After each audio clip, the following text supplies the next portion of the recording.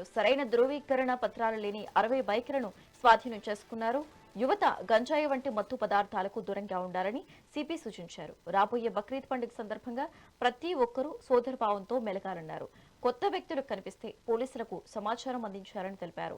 అసాంఘిక కార్యకలాపాలకు పాల్పడే వారిపై ఉక్కుపాదం మోపుతామని సిపి స్పష్టం చేశారు.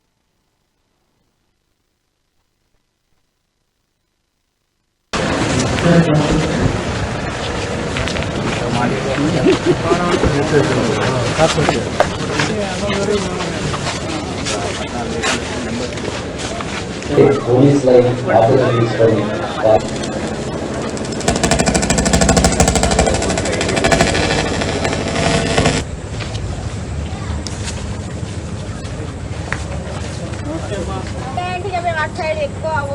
ఇక్కడ వరకే పోతుంది.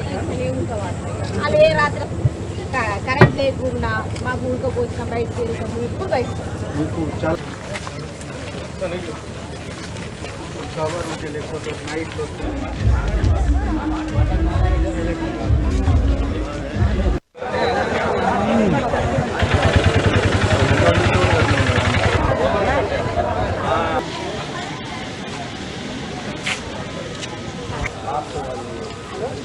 ఇంకా కూడా ఉన్నాయా? వేరే వాళ్ళు అడిగిన క్లాస్ మీరు పెడుతున్నారా, ఏం పెడుతుందో దాన్ని చూసుకున్నారు.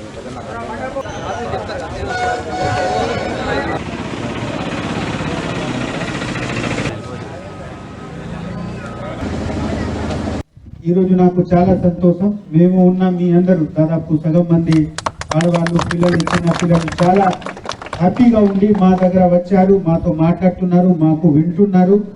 మీ అందరితో మాట్లాడితే నాకు కూడా చాలా హ్యాపీనెస్ ఫీల్ అవుతుంది. మెయిన్గా ముఖ్యంగా ఏముంది, మీ మధ్యలో రావడానికి కారణం ప్రజలకి పోలీస్తో డిఫరెన్స్ లేకుండా వాళ్ళ మధ్యలో మన ఉద్దేశం గురించి క్లారిటీ ఉండాలి. మేము మీ గురించి ఉన్నాము, మీకోసం ఉన్నాము.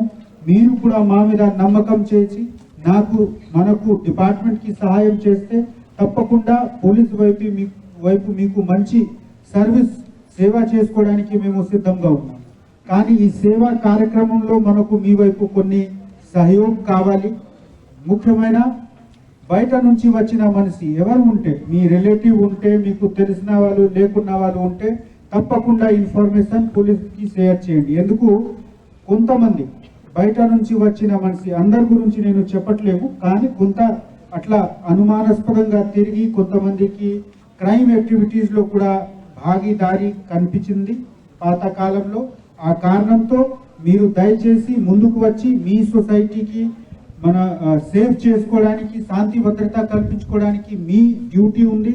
మీ సొసైటీలో, మీ చుట్టుపక్కల, మీ కమ్యూనిటీలో ఉన్న బయట నుంచి వచ్చిన మనిషి ఎవరు ఉన్నారు, ఎందుకు వచ్చారు, అది ఇన్ఫర్మేషన్ తప్పకుండా షేర్ చేయండి. ఈరోజు నాకు చాలా సంతోషం. మేము ఉన్న మీ అందరూ దాదాపు సగం మంది